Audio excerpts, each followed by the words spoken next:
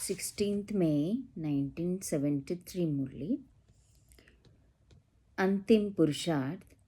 मूर्छित को सुरजीत करने वाले, सर्व को सहयोग देने वाले, मनुष्य आत्माओं को देवात्मा बनाने वाले सर्वशक्तिमान बाबा बोले, सर्वशक्तियों से संपन्न मूर्त क्या स्वयं को अनुभव करते हो? बाप दादा द्वारा इस श्रेष्ठ जन्म का वर्षा क्या प्राप्त हो गया है? वर्षे के अधिकारी अर्थात सर्वशक्तियों के अधिकारी बनना।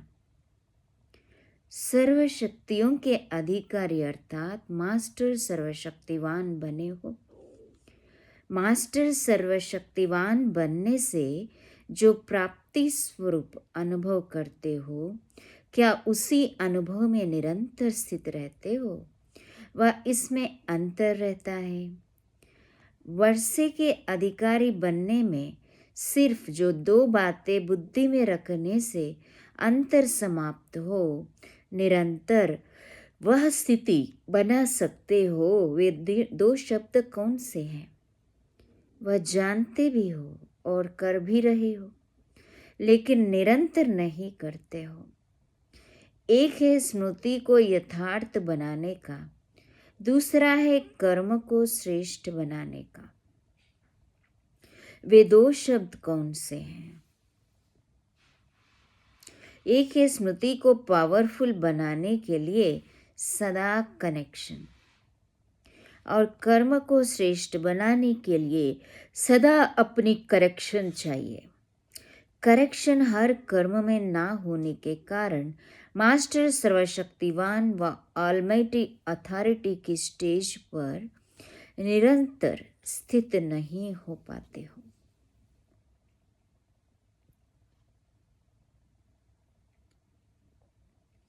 ये दोनों शब्द कितने सरल हैं। यहाँ आए भी इसलिए हो ना, जिस कर्तव्य के लिए आए हो उसको करना मुश्किल होता है क्या? मुश्किल किसको अनुभव होता है? जो कमज़ोर होते हैं। वे मुश्किल अनुभव क्यों करते हैं? कनेक्शन जुटे हुए भी कभी कभी मुश्किल अनुभव करते हैं। वह इसलिए मुश्किल अनुभव होता है क्योंकि मेहनत नहीं करते। जानते भी है, समझते भी है, चलते भी है, लेकिन चलते चलते फिर विश्राम पसंद हो जाते हो। बाप दादा की पसंद नहीं, लेकिन आराम पसंद। इसलिए जानते हुए भी ऐसी स्थिति बन जाती है। तो बाप समान श्रेष्ठ कर्म करने में आराम पसंदी श्रेष्ठ स्थिति को नहीं पा सकते। इसलिए हर संकल्प और हर कर्म की करेक्शन करो और बाप दादा के कर्मों से कनेक्शन जोड़ो। फिर देखो कि बाप समान है।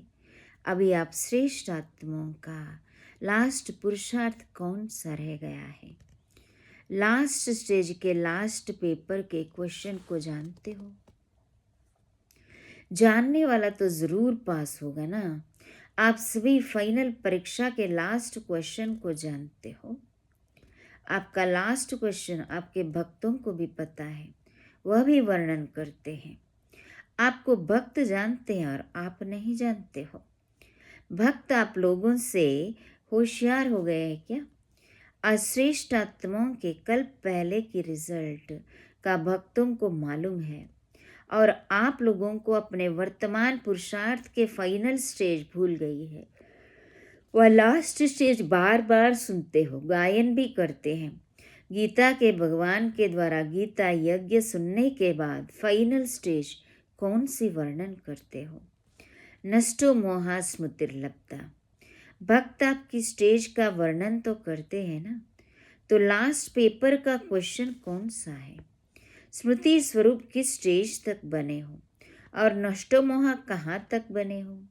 यही है लास्ट क्वेश्चन।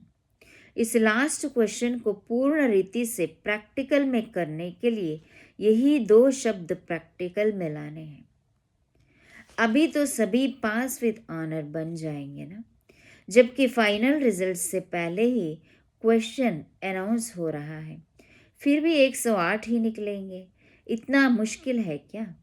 पहले दिन से यह क्वेश्चन मिलता है।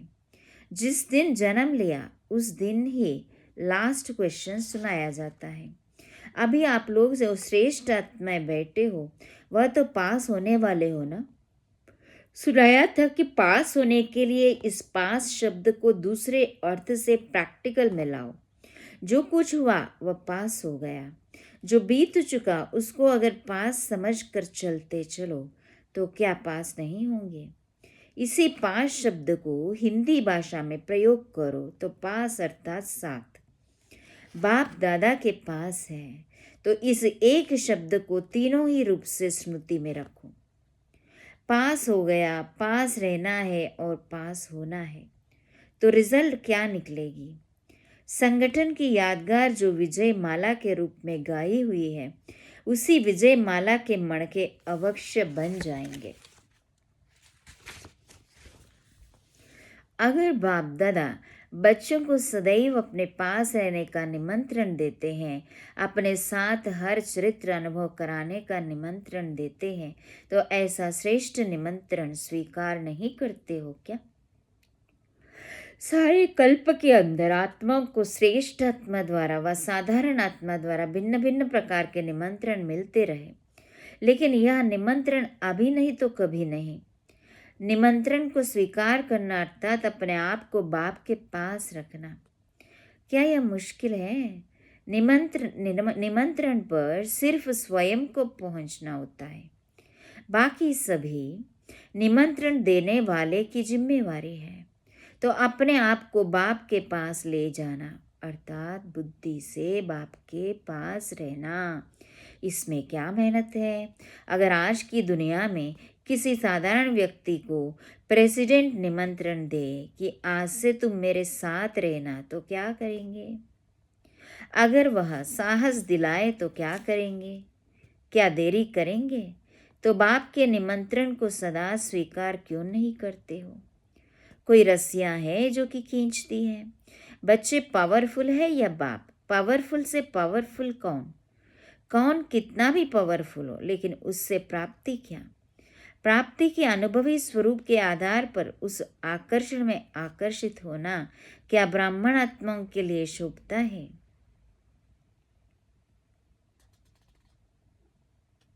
ब्राह्मण आत्माओं के लिए व श्रेष्ठ आत्माओं के लिए प्रभावशाली माया भी किस रूप में दिखाई देती है? कागज का शेर अनुभव होता है। जो समझते हैं वह प्रभावशाली माया हमारे लिए कागज अर्थात खिलौना है, वह अपना हाथ उठावे। तो क्या माया को कागज का शेर नहीं बनाया है? क्या वह बेजान नहीं है? जो स्वयं डेकोरेशन को लगाते हैं वे तो डरेंगे नहीं, लेकिन दूसरे डर सकते हैं। अभी उसमें जान है क्या? कभी कभी जान वाली बन जाती है क्या? अभी उनको मूर्छित नहीं किया है, मूर्छित हो गई है कि अभी वह जिंदा है। मूर्छित किया है, आपके लिए मर चुकी है। किस स्टेज तक मर चुकी है? जल गई है या मूर्छित है? 3 स्टेजेस हैं। कोई के लिए मूर्छित रूप में है, कोई के लिए मर चुकी है और कोई के लिए जल भी गई है अर्थात नाम निशान नहीं रहा है। तो हर एक अपने को देखे कि किस स्टेज तक पहुँचे हैं। मूर्छित करने के बजाय स्वयं तो मूर्छित नहीं हो जाते हैं। सदा संजीवनी बूटी साथ है तो कभी भी मूर्छित नहीं हो सकते। मूर्छित करने वाले कभी मूर्छित नहीं होते।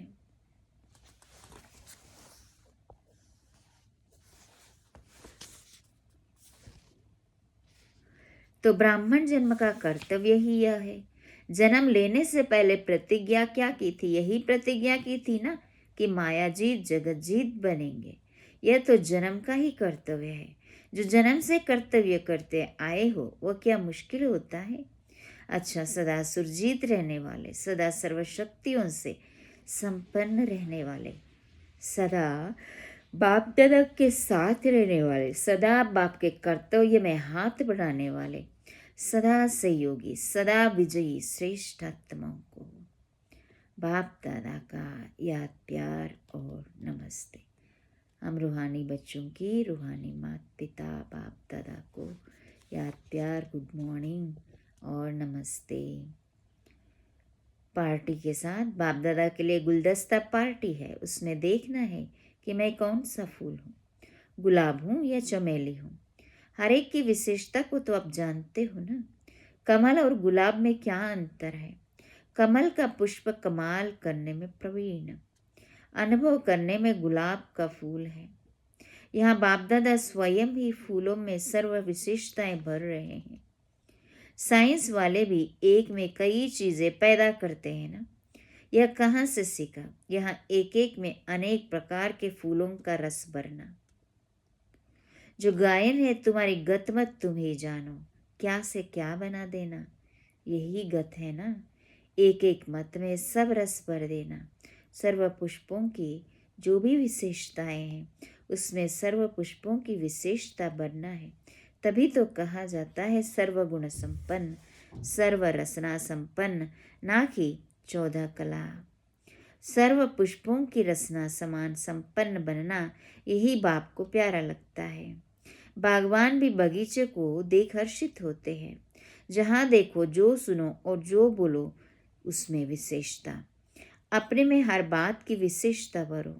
जब हर बात में विशेषता भरेंगे तो क्या बन जाएंगे? विशेष आत्मा कभी कीचड़ में नहीं फंसती, सदैव हर्षित रहती है। निश्चय बुद्धि की एक एक बात में निश्चय होना चाहिए।